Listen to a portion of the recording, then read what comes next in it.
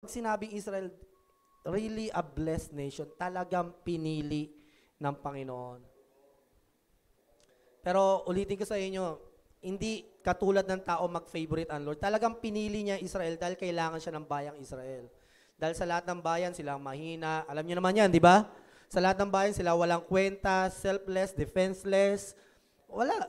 Kaya ang Panginoon, binigyan sila ng pansin. Doon pa nakahanap ng motivation ng Panginoon, mahalin ng Israel over other nation.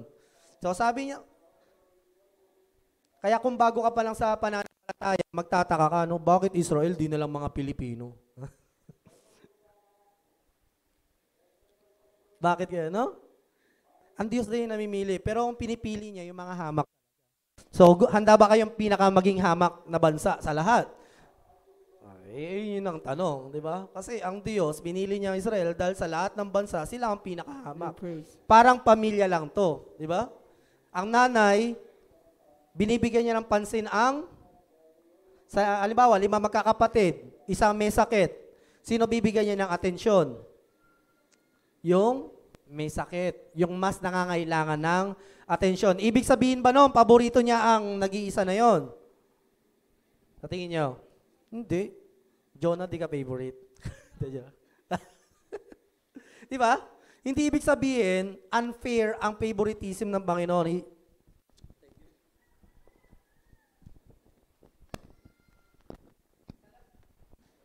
Talagang alam lang ng Panginoon kung sinong bayan ang dapat niyang bigyan ng atensyon. Pero, hindi ibig sabihin na pinili niyang Israel ay hindi na tayo espesyal.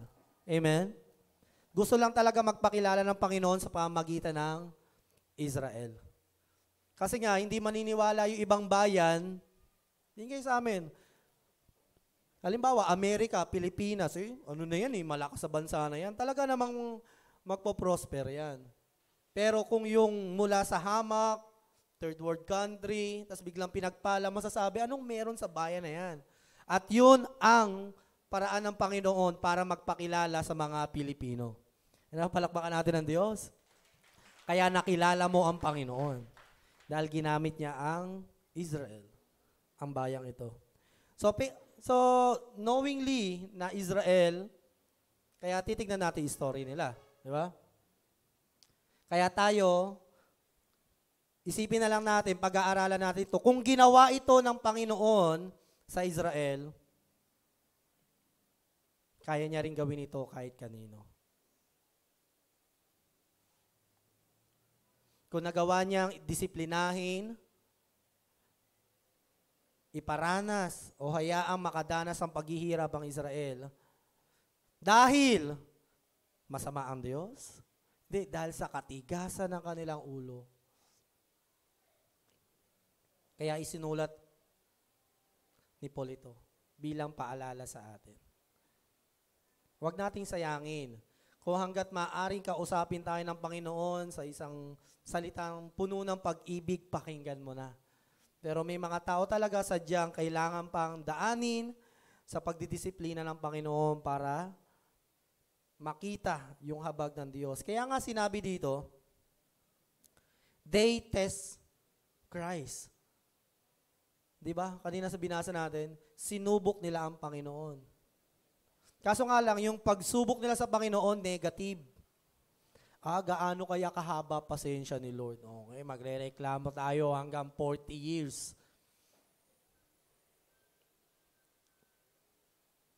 Pero sa kabilang banda, may mga tao ding tama yung pagsubok nila sa Panginoon hanggang saan ako kayang dalhin ng Panginoon sa pagsunod ko sa Kanya. Kanina nakinig tayo sa kapatid natin, di ba? Si Brother Juni. Hanggang saan kang kayang dalhin ng biyaya ng Panginoon? Hindi yung hanggang gaano kaya kahaba. Yung haba ng pasensya ni Lord sa akin. 1 year, 2 years, grabe. Mahal ang Panginoon. Alam mo kapatid, hindi na tanong kung mahal ka ng Panginoon. Ang Diyos ay pag-ibig. 3 years, mahal ako ng Panginoon. 4 years, mahal ako ng 5 years, mahal ako ng Panginoon. 10, 20 years, 30 years, naku, mahal pa rin ang Panginoon kahit napakapasaway ko. I don't think that's a right line to say. Hindi tamang salita yun. Nabanggitin na kahit pasaway ako na 30 years, no. Nagkakamali tayo, di ba? Sige, pag-usapan natin sa Exodus chapter 12 verse 31-33. Diyan natin mababasa yung iniligtas sila ng Panginoon. Di ba? Hinati ng Diyos yung dagat para makaraan sila, makatakas sila sa bayan na nagpapahirap sa kanila. So kung titignan mo yung istorya na yan, talagang wala silang ginawa sa Panginoon pero iniligtas sila ng Diyos nung nanampalataya sila sa Panginoon. And sa panahon natin mga Christian, we call it what? Di ba? Justification by faith. Na iniligtas ako ng Panginoon nung nanampalataya ako sa Kanya. Nung hindi pa ako nagbabago, minahal ako ng Panginoon at naligtas ako nung nanampalataya ako sa Kanya. Pinawalang sala ako ng Panginoon. Hindi dahil may ginawa ka na at nawalan ka na ng sala, hindi. Dahil lang sa habag at biyaya ng Panginoon. Ang Israel na mga oras na ito, they don't deserve it din eh. Actually, sinabi nga dito, nakalimutan na rin nila ang kanilang Panginoon. Pero naalala nila yung Panginoon nung panahon naghihirap na sila. They call God. Pero sa panahon na naaalala nila ang Diyos at sa panahon na kalimutan na nila ang Diyos, hindi sila nakalimutan kahit minsan. Alam mo, ang Israel ngayon hanggang ngayon, di pa rin nakakalimutan ang Diyos. Sa tingin niyo ba yung favor sa kanila na Iron Dome? Yung hindi sila masakop ng ibang bansa? That's the miracle of God. Makita mo kahit hindi sila sumusuko sa Messiah, kay Jesus Christ, still the favor of God is upon them. Sana Israel na lang akong pinanganak. Huwag ka mag-alala ka ba? Love ka din ni Lord. You don't need to be an Israelite. You are an Israelite spiritually already. Ang gusto ko nung ganung pabor, pag sinakop ng ibang bansa, full protection. Pag pray mo, Pilipinas, maging born again country. I tell you, God will protect it against China. Maniwala kayo. I believe. Kasi Israel din tayo. Majority ng mga Pilipino, maging Kristiyano talaga. Hindi sa religion, kundi sa tunay na relasyon sa Panginoon. Makikita ng buong mundo paano ingatan ng Diyos sa mga anak niya. Papatunayan niya. At pinapatunayan niya yun sa Israel. So God, sa ating mga Christian, we are justified by faith. Pinawalang sala. Paano ka nawala ng sala? Dahil kinahabagan ka ng Panginoon. Dahil nanampalataya ka sa ginawa ng Panginoong Hesus. Tayo ang nagkasala, tayo ang mamamatay, ginawa ng Panginoon. Tayo ang nagkasala, siya ang namatay. Anong description ng death? In Romans 6:23. For the wages of sin is death. Wages daw, pambayad ang kamatayan. Kung titignan mo description ng death, wages of sin, ayun ang description ng kamatayan. Kaya may namamatay, kaya may taong mapapahamak sa apoy ng impyerno, dahil ito ay kabayaran sa kasalanan ng tao.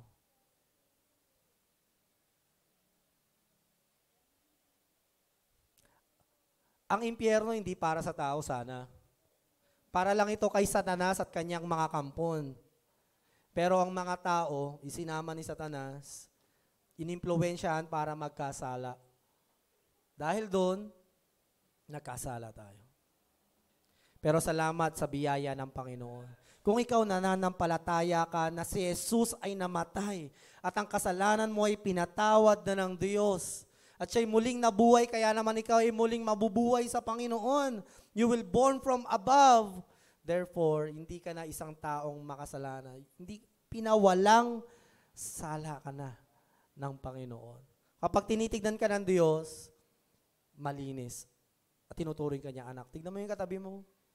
Mukha bang walang kasalanan yan? Pag ganun tayo, pare, di ako makapaniwala. Parang hirap maniwala no? Ito. Tignan mo uli. Intoy, titigan mo yung ano mo.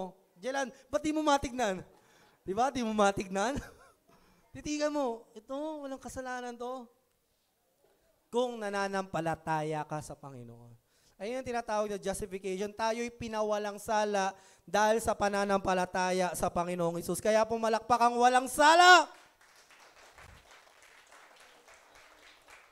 Yan, hindi na kayo mga kriminal.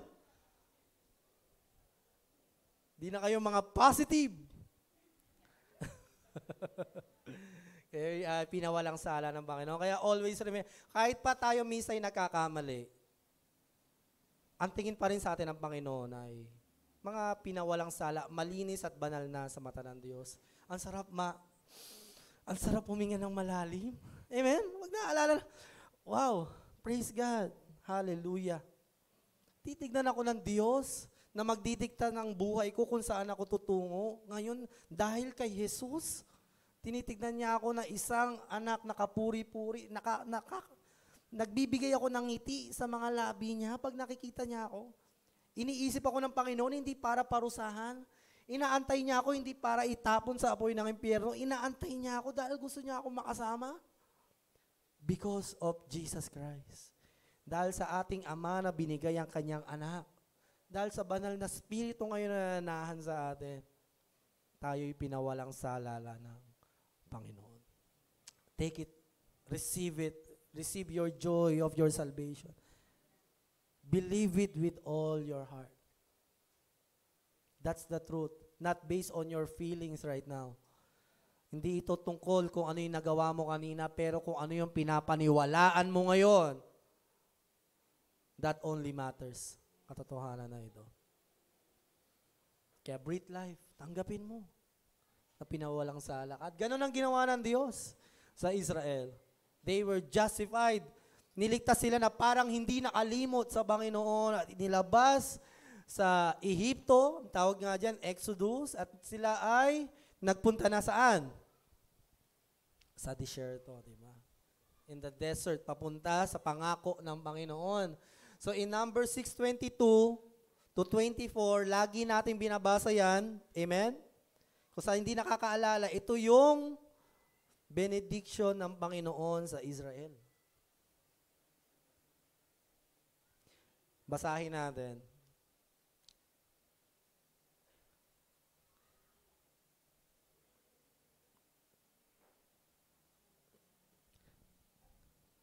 In 40 years, ganito ginagawa ng Diyos sa Israel.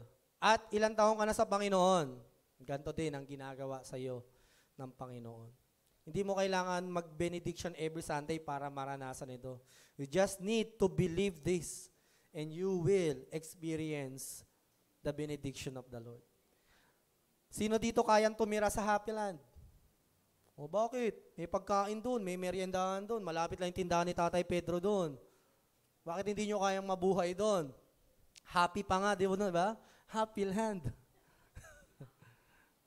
Kaso nga lang, minsan napupunta parang hindi ka na happy, no? Pero, kung nakikita mong imposibleng tumira sa mga ganun lugar, mas imposibleng tumira sa disyerto, kapatid. Ano meron ba sa disyerto? Graham. Buhangin, di ba? Alakdan, ahas, ano pa, cactus. Di ba? Ano meron? Mainit na araw. Malamig na gabi. Malamig na Pasko.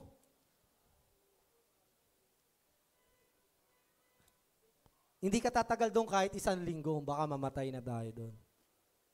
Pero ang mga Israelita, inihiwalay ng Panginoon sa lugar na yon. Isipin mo, no? Ang daming magandang lugar, Lord, to set apart your nation.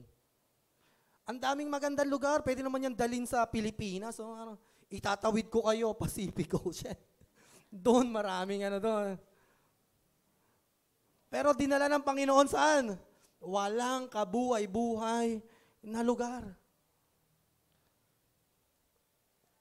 Pero, what happened to them? Buhay na buhay sa biyaya ng Panginoon. Sa gabi, merong bonfire. Gusto niyo ba yun? Hindi sa baba, sa taas. Kaya maliwanag, hindi madilim. Baka, o nga, no, baka mabaliw-baliw ka doon, sobrang dilim. May clouds of fire. Pillars of clouds sa araw. Mas malamig kapag hindi ka sa silong sa tirik ng araw. Mas malamig sa silong ng ulap. Kasi kapag nasa silong ka ng ulap, yung humidity, wow, science, diba? Kasi yung temperature nun is much cooler. Kesa dito, pag diyan ka, yan. Hindi ka nga nasikatan, pero para ka namang oven. Pero alam mo mga Israel noon, hindi nila kailangan mag-glutathione. Just choose your color. Sabi nga ng Met, choose your darkness. Ganon kapalad ang Israel. Kaya masabi mo na talagang sinadya ng Panginoon piliin talaga yung disyerto para hindi masabi ng mga Israel, hindi, dito naman kasi talaga, meron naman talagang mga bunga dito, may batis naman dyan. Hindi nila maitatanggi na ang Diyos lang ang dahilan kung bakit sila may kinakain at ang pagkain nila hindi lang buffet. It's food from heaven. Pag tinanong mo, ano yan, anong pagkain nyo? Kayo, anong dinner nyo ngayon, Te Annalyn? Parang isda na nasa lata. Ganon, nade-describe. Pero sila, ano ito, hindi maipaliwanag na pagkain. Delicacy. Siguro kung meron pa ring mana until now, baka bilyong-bilyong presyo noon. Because it's from above, galing sa Diyos mismo. Ang chef nila, si Lord. Hindi si Genesis. Masarap magluto yan, di ba? Praise God. Their chef, their waiter, is God. Gusto niyo ba maging Israel? Amen? Dapat willing kayong pumunta ng disyerto para sa Panginoon. Willing to go to the desert to receive such favor from God. Mga nakaraan nga, ang prayer ko, kasi parang nagkakaroon ako ng trauma. Sabi ko, magde-December na naman. Parang ito yung mga panahong laging peak ng aking pagsubok. Last year, yung mga bago pumasok yung taon na hospital si mama, na stroke, at grabing mga pagsubok. Sabi ko, last year ganun din. Basta every bare months. Tapos sabi ko, Lord, pwede balik ka na. Ayan na lang no? Lord, balik ka na. I know it's selfish thing to say, pero Lord, kung mararanasan ko yan, parang hindi ko na kaya. Baka hindi ko kayanin, Panginoon. Kasi ayoko nang balikan ayoko nang ma-experience. But God reminded me na ganyan talaga ang buhay, anak. Please remind yourself na ang pagsubok, hindi dulot niyan kapahamakan lang. Ang pagsubok, idinudulot niyan sa ating katatagan ng pananampalataya. At maraming pagpapala sa buhay natin ang natanggap natin dahil napagtagumpayan natin yung mga pagsubok na pinagkatiwala sa atin ng Panginoon. Alam mo yung pagsubok? Tanda yan ng pagtitiwala ng Diyos. Because He believed in you, He trusted you, na kaya mo yan. Hindi kasi ibibigay ng Panginoon if we are unprepared or not worthy. We are not worthy. Lahat tayo not worthy. Kaso nga lang, pag binigay niya sa ating isang bagay na parang wala lang, hindi natin papahalagahan. Kaya ganun talaga Sabi ko, Lord, salamat. Salamat sa mga paalala mo na yan sa akin. There are times, minsan talaga, bilang tao din, parang, yan na naman, papasok na naman ang taon. Pero pinaalala sa akin ng Panginoon, nakalimutan mo na ba? Kinasal ka at ang mga blessing mo ay napakadami. Naalala ko nga, may nag-trending na video yung lalaking nagtatantrum sa airport. Tapos kinantahan siya ng, You are my sunshine. Oo, may Alzheimer's or dementia. Naalala ko yung nanay ko noon na sobrang kabayo niya ako buong maghapon. Mula alas 8 hanggang hapon, magkakabayo lang kami. Hawak-hawak niya ako sa likod. Tigidig. Andito na po tayo sa Tayuman Station. Kasi nagkaroon siya ng problema nga, diba, sa Baguio. Pero ngayon, salamat sa Panginoon, pinagaling na ng Diyos. Ma, kung nanonood ka man, Huwag kang mag-alala. God will always deliver and bless us. So, kukwento ko lang. So, yun kabayo niya ako, maghapon. Alam mo, isa lang gusto ko noon, makalimutan niya lang yung takot na nararamdaman niya. Maging kabayo niya na ako. Sabi nga sa akin ng tatay ko minsan, upo ka na, pahinga ka na. Hindi, kahit man lang ito lang magawa kong sacrifice. Pero kung tatanungin mo ko, ulitin ko yon, hindi ko alam. Pero para sa nanay ko, pagmamahal ko sa Panginoon at sa Kanya, syempre gagawin natin yun sa biyaya ng Diyos. Pero kung reality lang, ang hirap kaya maging kabayo. Maghapon. Tapos yung nanay mo, para makatulog lang, sasakay siya ng motorsiklo. Kasi doon lang siya nakakatulog. Natatakot siya huminto o humiga. Natatakot siya huminto ang mundo niya. Kaya kung tatanungin ako, ulit, Lord, I'll be honest, I don't know. Pero for your sake name, bahala ka. Do your will. Basta ipaalala mo na lang na faithful ka rin naman. Na tutugunin mo din naman yung mga anak mo. So, balik tayo dito. 40 years, iningatan sila ng Panginoon. Hindi sila nagutom. Hindi sila pinabayaan. Walang pagkukulang ang Diyos sa kanila. Pero in 40 years, is that enough? Para fully nila na hindi kalimutan ng Panginoon.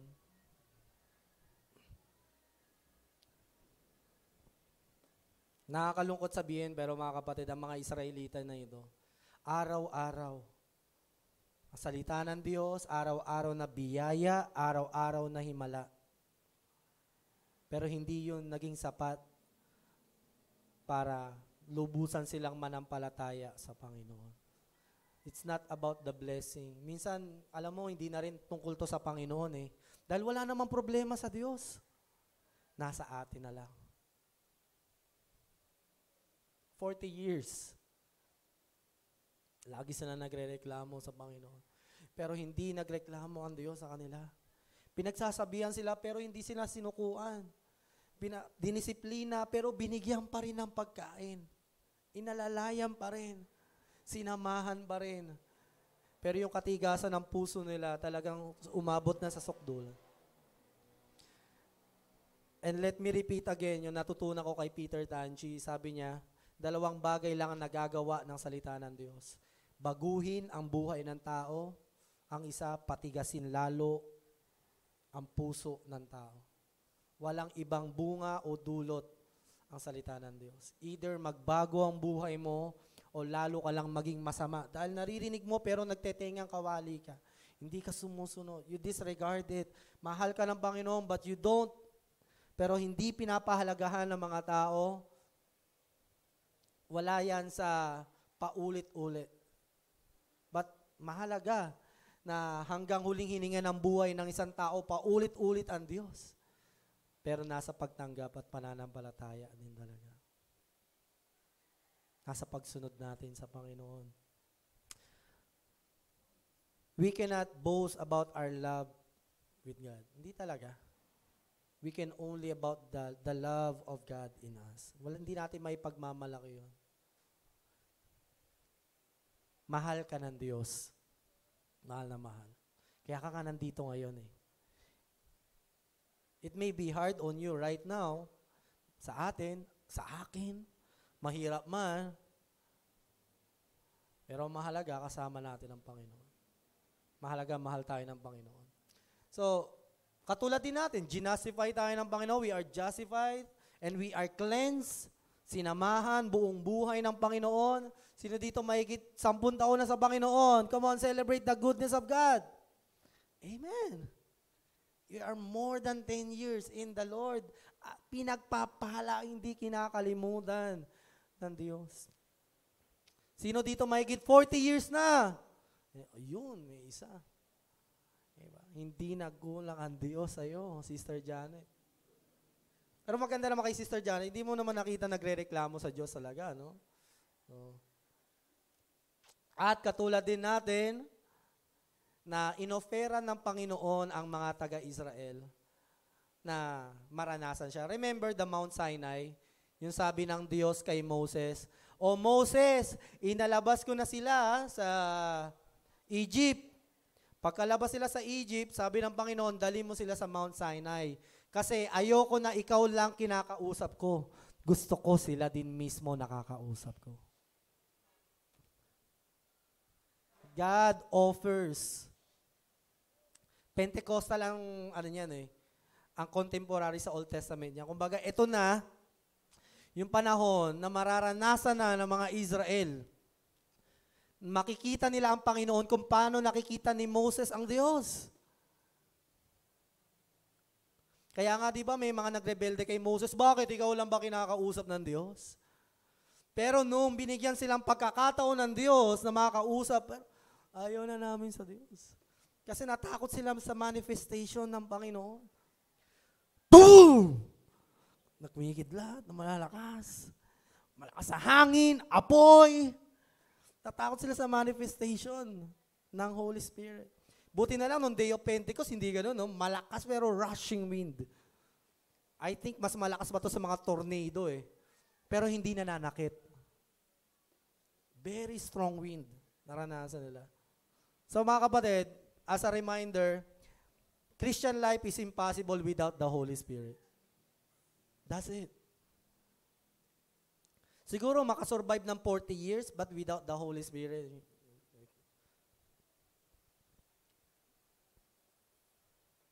Kaya mapalad tayo. Hindi ka lang nilinis ng Panginoon, hindi ka lang niya pinatawad. Ano pang ginawa sa'yo ng Diyos? Nanahan siya sa'yo. To help you, to comfort you, to guide you, to strengthen you. Ano yung mga sinabi ng Panginoon? To make His face shine upon you. Divine approval. Hindi yung approval ng mga tao, but the divine approval of God. Binigyan sila ng pagkakataon na maranasan ang kapangyarihan ng banal na Espiritu. Pero sabi nila, ayaw namin, Moses, ikaw na lang. So, ayun ang nangyari sa Israel. Kaya, this Christian life is really impossible without the Holy Spirit. Hindi ka makakapumuhay ng tapat, ng banal, ng matuwid, wala ang banal na Espiritu. But, with the Holy Spirit, all things are possible. For with God, nothing is impossible. Emmanuel. Ano yung sabihin ng Emmanuel? God is with us. Ang Diyos ay sumaatin. Amen? God is with you. Sabi mo sa katabi mo, God is with you. Hindi ka nag-iisa. He is living in you. Hindi ko sinasabing magiging superhero ka na, no? Na parang, pero ang mahalaga, sa God is with you, katulad ni Jesucristo, nung panahon na siya'y naghihirap sa krus ng Kalbaryo, naghirap siya pero napagtagumpayan niya. Because of the Holy Spirit. God is with us. Salamat. Ipinanganak ang ating tagapagligtas. Hindi na siya nandoon sa langit, natititignan natin na sino kaya naglikha ng mundo. Pero wala ka na doon sa ganong punto ng buhay mo. Nandun ka na sa punto ng buhay mo, nananahan na sa iyo ang Diyos. Nararanasan mo yung kapayapaan. Nowadays, kapatid, it's impossible to live a peaceful life.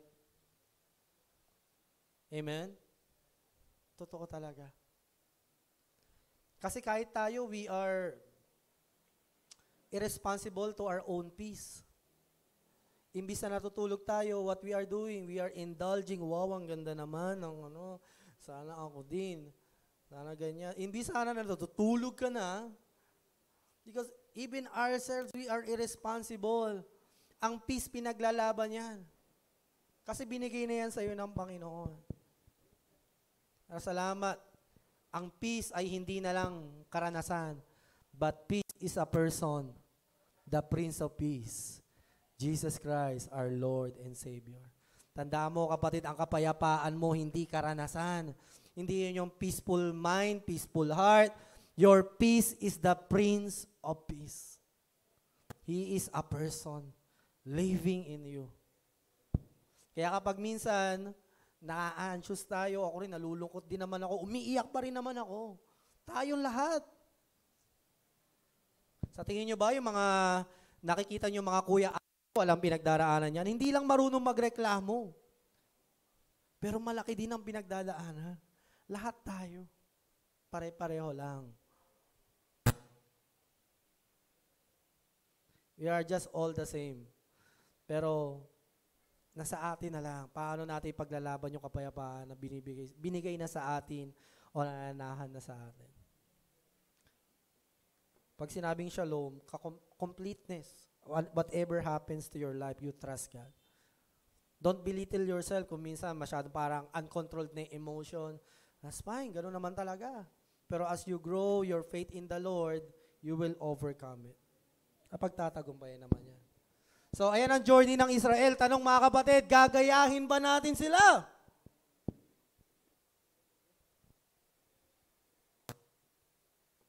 Choose your path. Binigay ng Panginoon ang red flag, indicators. Kanina, di ba, ang daming binanggit. Those are the things na nagpapalayo sa atin sa Panginoon. So, choose your path. Gusto mo bang matulad sa Israel, sa mga parte ng Israel na napahamak? Or you want to be the chosen generation, the Joshua generation, who received their promise from the Lord? Choose your path. Hanggat may pagkakataon ba? Piliin mo ang Panginoon. Kaya kung titignan mo ang istorya ng Israel, parang buhay Kristiyano yan, kabuuan ng buhay natin. God delivers us. God will bless you no matter what hanggang huling hininga. And God will fill you with the Holy Spirit. Pero sa huli, kapatid, there are two endings. The other one who hardened their hearts, they don't believe in the Lord. They don't live in the promise. They just indulge. Oy, sarap naman dito. On the other hand, they enjoy the blessings of God, but still, they are willing, kung saan mo kami dalhin, Panginoon, we will obey you. Parang mga buhay Kristiyano lang din yan. Maraming tao nasa ilalim ng kabutihan at pagmamahal ng Diyos.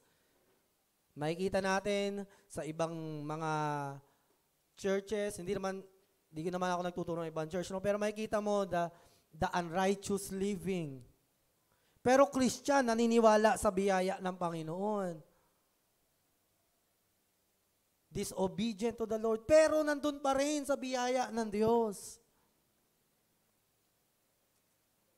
Pero makita mo, on the other hand, di ba, yung mga Christian people, nasa kabila ng kahit anong sitwasyon, they trust the Lord. Their trust is not out of confession. Makikita mo talagang sumusunod sila, nagtitiwala sa Panginoon, katulad ng ICF. Palakpakan natin ang Diyos. Katulad ng LIJ. Nag-iisang representative. Meron talaga. So choose your path. Piliin mo kapatid. Hindi ko maitatanggi. Pwede mong sabihin sa biyaya tayo ng Panginoon. No question on that. God's grace is enough. Nasa biyaya tayo ng Panginoon. Pero ang tanong, how do you treat the grace of God?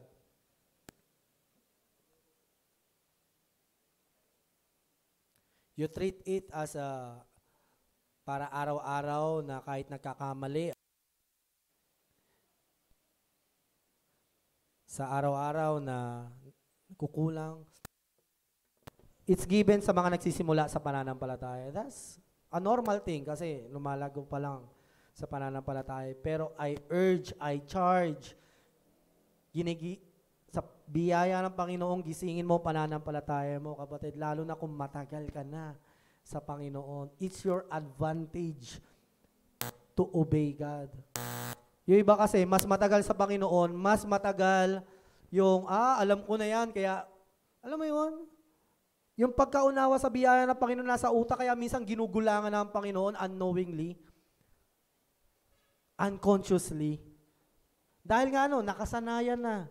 How to lose your salvation. Sa tingin mo, kapatid, paano pwedeng agawin sa'yo yung salvation mo? Pwede bang biglang agawin sa'yo ng satanas yan? Ng kaaway yan, demonyo yan? No. Dadayain ka niya sa mga maliliit na bagay, hindi mo napapansin. And there are times ganun tayo, hindi natin napapansin. Unti-unti na palang ninanakaw yung kaligtasan natin. So wake up, kapatid. Again, hindi ako ito na nagsasalita sa'yo, pero salita ng Diyos ito ngayon. Kinakausap tayo. God really confirm His word. Ito yung gusto niyang malaman mo ngayong araw. Do you have the heart or a humble heart to listen and trust and obey God? Ngayon, balik tayo sa 2022, 2021, pandemic. Maraming nagsabi sa akin, Pastor, masakit yung sinabi mo na if you will repeat the things na ginawa mo nung pandemya, what will happen to you is worse than, because hindi tayo natuto. We never learn.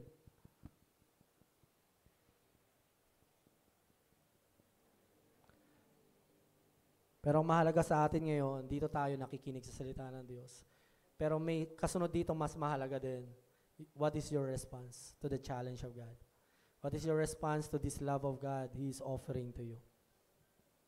Sa iyo na yan, kapatid, kasi wala namang ibang dadanas niyan eh. Ikaw at ako. Si Micaela, yeah, bahala siya. Anong gusto mo sa gawin yung buhay mo this coming year? Gawin mo, Micaela, malaya kang gawin. Gawin nyo. Pero, bago man lang matapos ang taon, let me remind you again, ano mo yung tinanim natin, naanihin talaga natin. You want to be faithful to the Lord, God will be faithful to you. And if you are unfaithful, God remains faithful. Pero may endpoint ang lahat ng bagay. Tandaan niyo. Next slide. Dito tayo sa 1 Corinthians 10:13.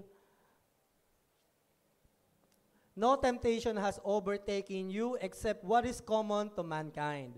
And God is faithful. He will not let you be tempted beyond what you can bear. But when you are tempted, He will also provide a way out so that you can endure it. Lahat tayo may pagsubok, di ba? May problema. In this verse, ito yung panghugas sa atin ng Panginoon. Nagbigay siya ng babala, kung di nyo ako susundin, di kayo magtitiwala sa akin, di nyo ako mamahalin, ganito ang mangyayari sa inyo. Pero huwag kayong mag-alala. Lahat ng pagsubok, kapatid, listen to God.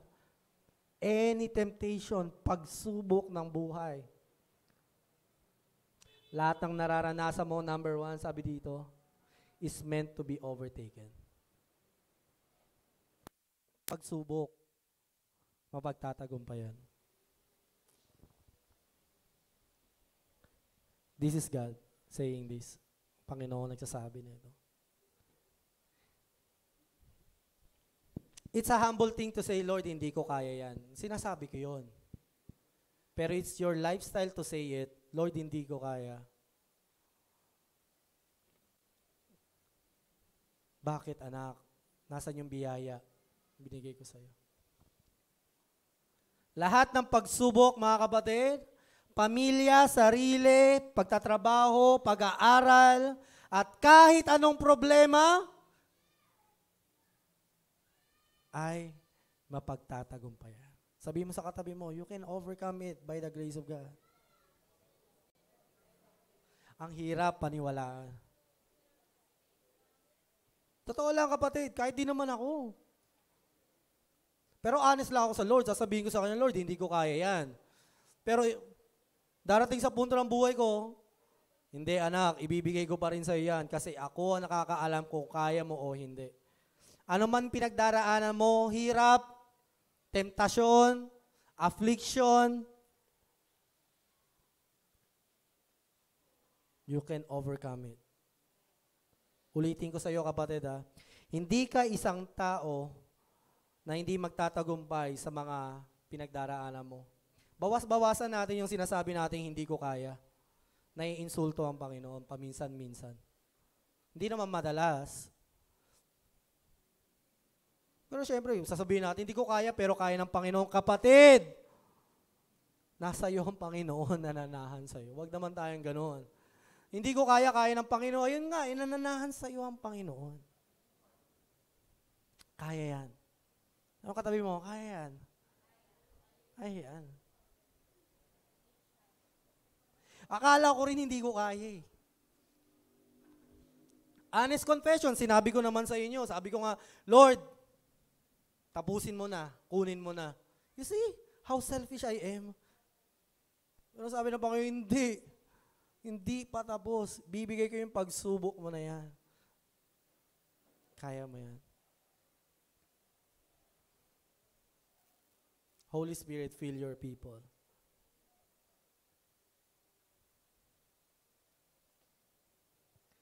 Number 2, lahat daw ng pagsubok natin ay common to mankind. Huwag naman tayo selfish. Ikaw kasi na-overcome mo yan kasi ganyan personality mo eh. Kapatid, hindi yun yung standard. Ang sinabi dito ng Panginoon, ma-overcome mo yan, hindi dahil sa ganun ang personality mo, but because of God who will make a way. Siya nagagawa ng paraan para sa'yo. Kaya di mo pwede sabihin, hindi ko kasi ganyan ka kaya. No, kapatid. God has His own business to you. May own business siya sa akin, sa iyo, sa ating lahat. Sabi so, extrovert ka kaya eh, kaya ganyan yung ano mo. Hindi, kapatid. Thank you sa Panginoon, sa mga character na binigay niya sa atin, attitude, skills, talent. Pero you cannot put the blame on God na parang ganun kasi yan eh. No, kapatid. Every struggles you have is tailor-fit to you. Nakaraan, si Ate Janet nagbebenta ng damit. So sinukat ko, medium, masikip ah. Hindi, pastor, kayang-kaya nung. Sakto nga sa yan eh. Ang gwapo mo, pastor. Si Janet, hindi po talaga kasya large ako eh. Hindi nga alam ganyan ka na. Gusto ko po, gray. Hindi bagay nga sa'yo yan. Hanggang sinukat ko na XL eh, nagustuhan ko maluwag-luwag. Okay. Pastor, maluwag yan sa'yo. Hallelujah. Unsolicited advice. Natuwa ako. Thank you. At least sasabihan kang pogi, di ba? Minsan lang yun. Si Bana, di ako sasabihan pogi. Paminsan-minsan lang. Si Ate Janet, nakailang pogi. Ang pogi-pogi mo nga eh. Now, mga kapatid, every temptation, every struggle, every problem given to you, tailored fit to you. Design for you. Sukat sa iyo ng Panginoon. Given to you to bless you. Lord, ba't ganito pagsubok ko? Sana sa Kanya na lang. No, it is for you.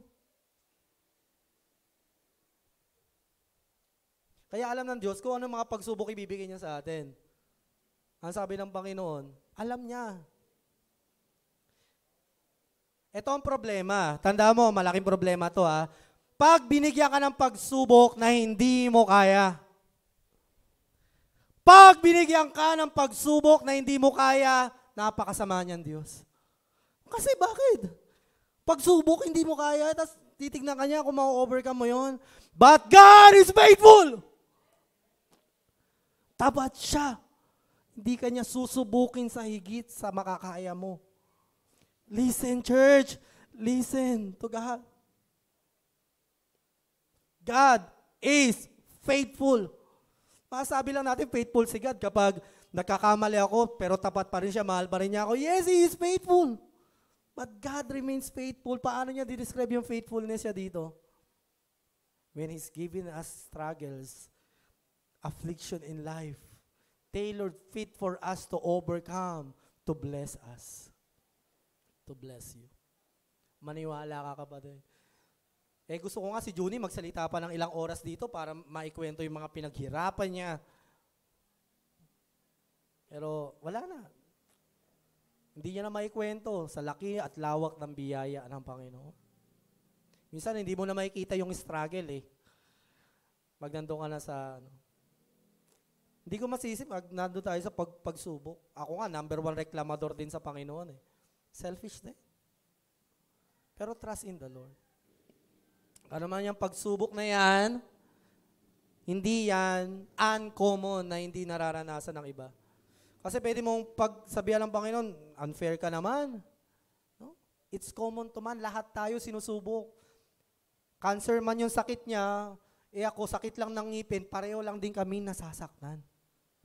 Pero syempre, iba yung pagsubok niya. Iba yung pagsubok. Pero lahat tayo, it is all common to mankind. Pare-pareho lang tayo. May pinagdaraanan. Israel. Gusto kang pagpalain ng Panginoon. Anak ka niya. Yun na, number 3. Beyond what you can bear. Paano ba tignan ang mga pagsubok mo ngayon, mga darating na pagsubok? Parang hindi ko kaya yan, Panginoon. Anak, excuse me? 1 Corinthians 10:13. Beyond what you can bear. Kaya mo yan. O, sabi mo ulit sa katabi mo, kaya mo yan. Come on, church, kaya yan.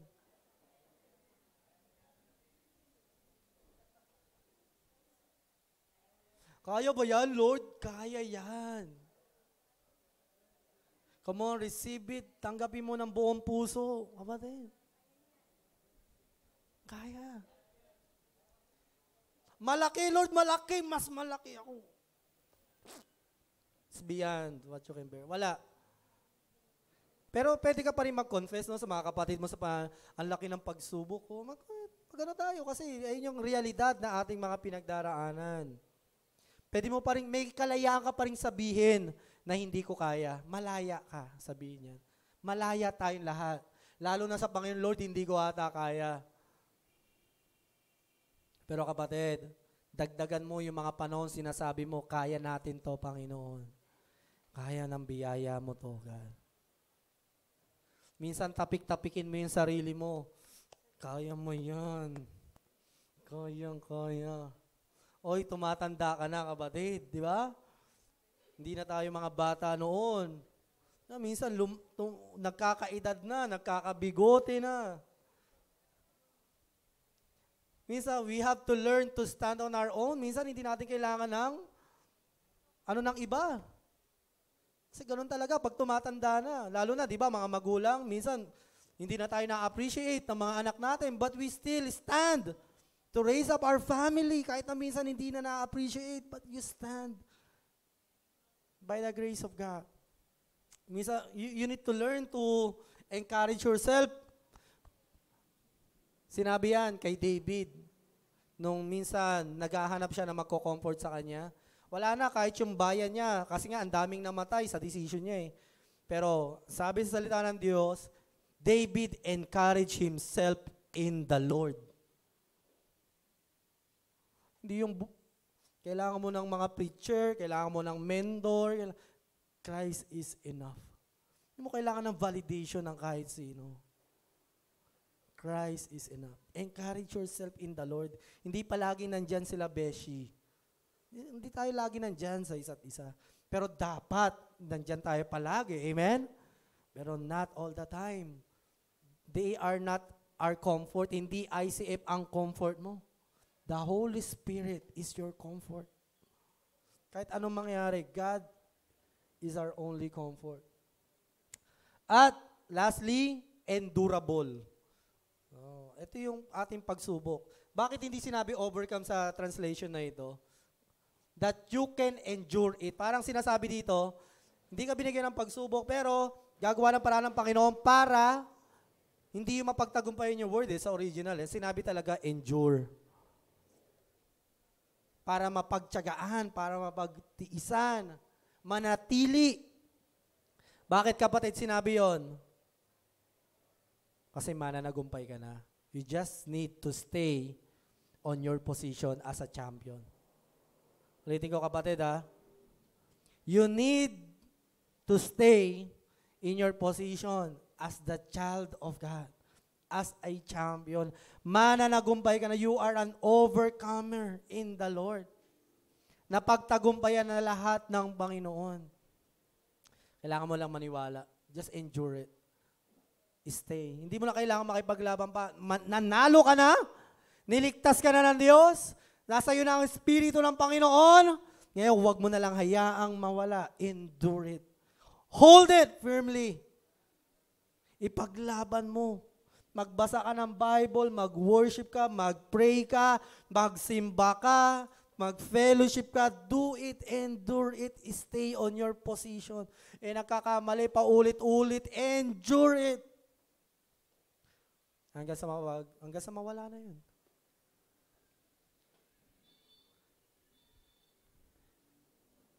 It's not a Christian mindset yung isipin na talunan ka pero minsan nagtatagumpay. No, I rebuke that in Jesus' name. Mananagumpay ka na minsan nagkakamali. No, you're not a loser. Hindi kayo mga loser-minded. Na parang kala mo, parang paminsan-minsan na lang nagtatagumpay. No, kapatid. Start with your mind. Believe it in the Lord. Mananagumpay ka na minsan ay nagkakamali. Hindi kayo isang pagkakamali na minsan nagtatagumpay.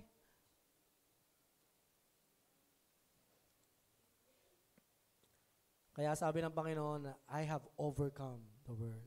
Palakpakan natin ang Diyos. Hindi dahil sa kung sino ka, anong karakter mo, gaano ka nakatagal sa Panginoon. Lahat tayo, pare-pareho lang. Isang segundo lang mawala biyaya ng Panginoon. Pagpepiestahan na tayo ng demonyo. Pero kahit kailan, ang biyaya ng Diyos, hindi tayo iniwan. Kahit sandali. Walang pagkakataon ng kaaway to destroy us. We just only put ourselves sa lugar where enemy can destroy us. Pero if you will ask the Word of God, ano ba yung pwedeng kumuha sa'yo sa Panginoon? Wala eh. Kita mo ang Israel, wala. Wala naman nakaagaw sa kanila. Ano lang yung nagiwalay sila sa kanila sa Panginoon? Only their own decision. Only themselves. Their choice to go against God. Kaya habang tumatagal, patigas ang nguso mga Israel. Pero hindi tayo yan. Last verse, dito tayo magtatapos.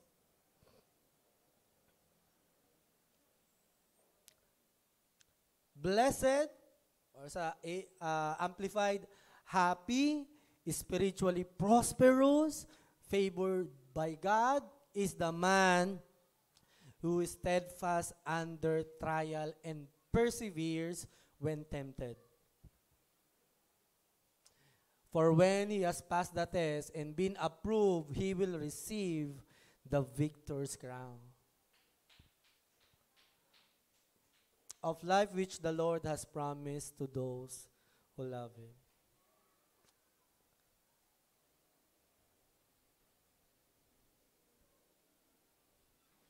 Non-negotiable, kapatid. Ito, non-negotiable to. God's love save you. Hindi yung pagmamahal mo sa Diyos ang nagligtas sa iyo. Pagmamahal ng Diyos ang nagligtas sa ating lahat. Okay? But remember,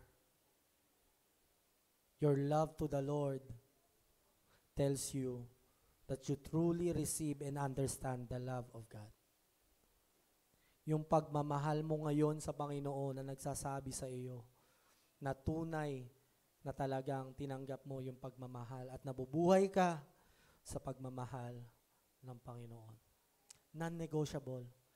May pupunta ba sa langit na hindi nagmamahal sa Diyos? No, wala.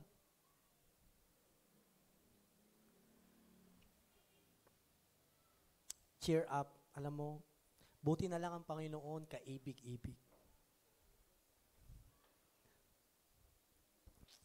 Kung iisipin mo lang katapatan ng Panginoon, mai-inlove ka sa Kanya. Kung nanlalamig ka, nangihina, napapagod, ang daming pagsubok, maisip mo lang si Jesus, mai-inlove ka sa Panginoon. Hindi kita i-force, pipiliting mahalin ng Panginoon. Pero sabi ko sa iyo, kapatid, kung bubuksan mo lang ang mata mo, ang tenga mo, at susubukan ang pagmamahal ng Diyos, you will experience His love, Kasi iba't iba ang pagmamahal ng Diyos. Napatunayan natin pagmamahal ng Diyos nung unbeliever pa tayo. Okay, good. Mahal nga ako ng Diyos. Ngayon, nung anak ka na ng Diyos, papatunayan sa'yo ng Diyos, mahal ka pa rin niya. Isang pagkakamali, patatawarin ka pag humingi ka ng tawad. Uy, napatunayan ko, mahal ako ng Diyos. Level 1. 10 pagkakamali, humingi ka ng tawad. Naranasan mo na naman mas malalim na pagmamahal ng Panginoon. Pero kapatid, subukin mo ang Diyos this time. I challenge you. I challenge you with all my heart. Ako bilang kapatid mo sa pananampalataya. Subukin mo ang Panginoon. Okay? Subukin mo siya hindi kung gaano siya ka maawain na Diyos. Subukin mo siya kung paano siya makapangyarihan Diyos sa buhay mo. Subukan mo. Obey Him kahit na parang ang hirap sundin yan, Panginoon. Obey Him. Gawin mo, kapatid. Tapos magkwentuhan tayo. Share mo sa akin. Give me strength. Share me your experience. Testify the goodness of God. Share the gospel. Share it to your family, to your friends. Ipamuhay mo. Pastor, parang hirap maging babae sa panahon ngayon. Gawin mo sa Panginoon. Ang hirap maging lalaki na tapat. Lalo na, ang daming mga babae ngayon na konti na lang ang tela. Stay faithful. Mahalin mo ang Panginoon. Hindi na ako makapaglingkod. Pastor, ang daming ginagawa. Busy. Subukin mo ang Diyos. Gawin mo, kapatid. Parang hindi ko kayang pumunta doon sa malayo para magmisyon. I don't know, pero gawin mo. Subukin mo. And experience the love of God. Let's all pray.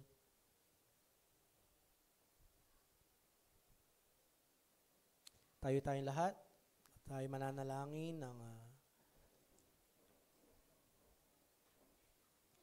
ang pasasalamat sa Panginoon, but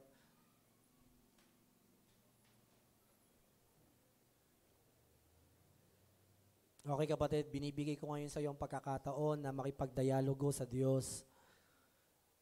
You talk to Him, kausapin mo yung nagmamahal sa iyo. Mas mahal ka ng Diyos kaysa sa sarili mo.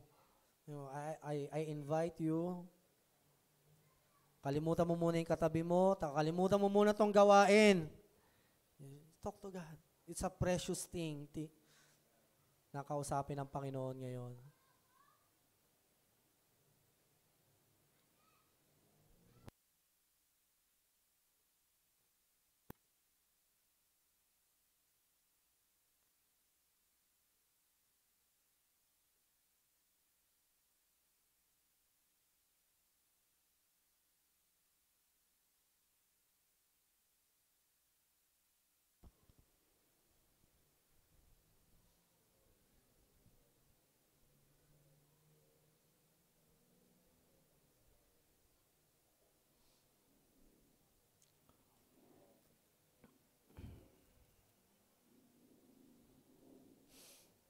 Hallelujah. Sige kapatid, makipagkausapin mo ang Diyos.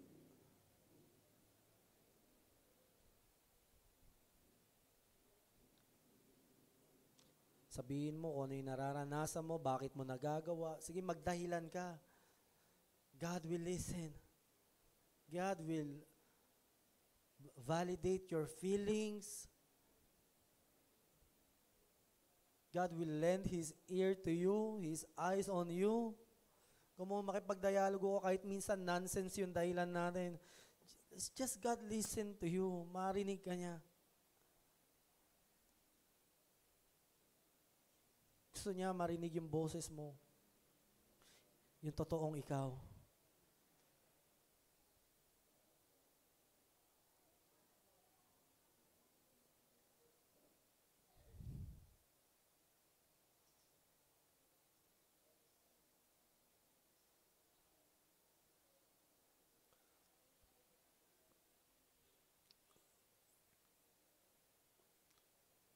Thank you for your message, God. Maraming salamat po. Aminin ko po sa inyo, Panginoon, kahit na ako'y ginamit mo bilang tagapagturo to encourage your people, I also need it. Lahat kami, Panginoon, are all the same in your eyes, God. Empower us, Holy Spirit. Alam mo yung isang sitwasyon na ito na minsan baka matagal na but God, we confess to you with all our heart.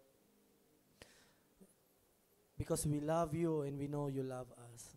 Holy Spirit, we need your power. Fill us, do your will, and let your kingdom come. Confirm your word to your sons and daughters. Make them felt na mahal mo sila. Huwag mo silang hayaan, Panginoon, na tuluyang mamanhid at umalis sa lugar na ito. Ngunit na nahihirapang maranasan ang pag-ibig mo. Pero Panginoon, lahat kami, God, you fill us. Build our confidence in you. Your Christ is enough. No turning back. Yes, God, the cross before us and the word behind us. No turning back, Lord. Salamat, Panginoon. Pinagkakatiwala ko na sa iyo lahat ng iyong sinabi at ang puso ng iyong mga anak na naging sisidla ng mga matatabang lupa. Comfort those who need comforts. Discipline those who need discipline. Pour out your wisdom and compassion and fill us with your hope. In Jesus' name we pray. Amen.